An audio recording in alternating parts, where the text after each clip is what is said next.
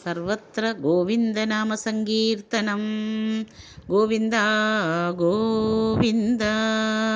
ദശകം 76. ഉദ്ധവദൂത്യം. ഗത്വാ സാന്ദീപനിം അദ ചതുഷ്ഷഷ്ടിമാത്രൈരഹോഭിഃ സർവജ്ഞഃ ത്വം സഹ മുസലിനാ സർവവിദ്യാ ഗൃഹീത്വാ പുത്രം നഷ്ടം യമനിലയനാത് ആഹൃതം ദക്ഷിണാർത്ഥം ദത്വാ തസ്മൈ നിജപുരമകാ നാദയൻ പാഞ്ചജന്യം. സ്മൃത്വാ സ്മൃത്വാ പശുപസുദൃശഃ പ്രേമഭാരപ്രണുന്നാഃ കാരുണ്യേന ത്വമപി വിവശഃ പ്രാഹിണോരുദ്ധവം തം.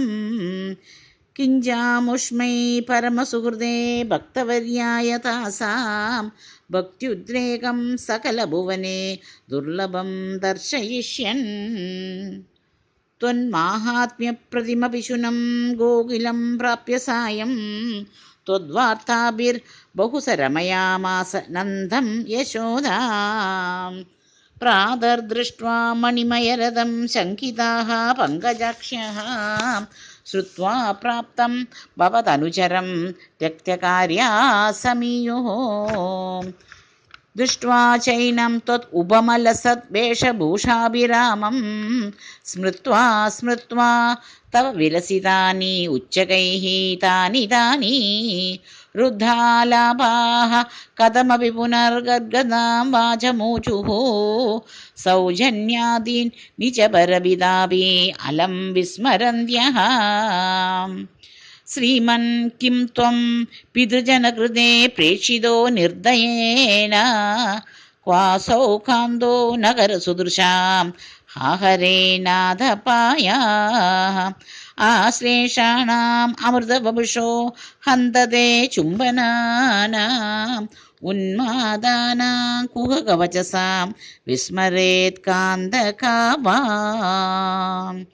രാസക്രീഡാലുളിതലളിതം വിശ്ലതത്കേശപാശം മന്ദോദ്ഭിന്നശ്രമജലകണം ലോഭനീയം ത്വദംഗം. കാരുണ്യാബ്ധേ സകൃദപി സമാലിംഗിതും ദർശയേതി പ്രേമോന്മാദാത് ഭുവനമദനാ ത്വത്പ്രിയാഃ ത്വാം വിലേപുഃ. ഏവം പ്രായൈർവിവശവചനൈഃ ആകുലാ ഗോപികാസ്താഃ ത്വസ്സന്ദേശൈഃ പ്രകൃതിമനയത് സോദവിജ്ഞാനഗർഭൈഃ. ഭൂയസ്താഭിർമുദിതമതിഭിഃ ത്വന്മയർഭിർവധൂഭിഃ തത്തത്വാർത്താ സരസം അനയത് കാനിചിത് വാസരാണി. ത്വത്പ്രോദ്ഘാനൈഃ സഹിതമനിശം സർവദോ ഗേഹകൃത്യം ത്വദ്വാർത്തൈവ പ്രസരതി മിതഃ സൈവ ചോത്സ്വാപലാവാം.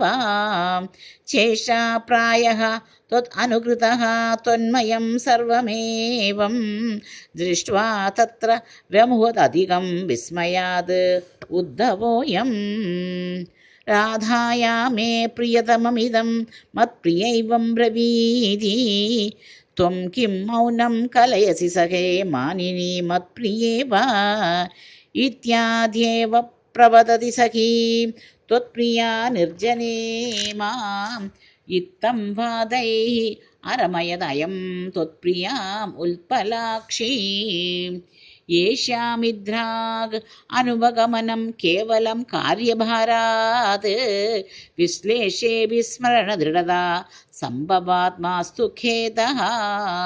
ബ്രഹ്മാനന്ദേ മിലതി ന ചിരാത് സംഗമോ വാ വിയോഗഃ തുല്യോ സ്യാത് ഇതി തവ ഗിരാ സോകരോത് നിർവ്യഥാസ്താം.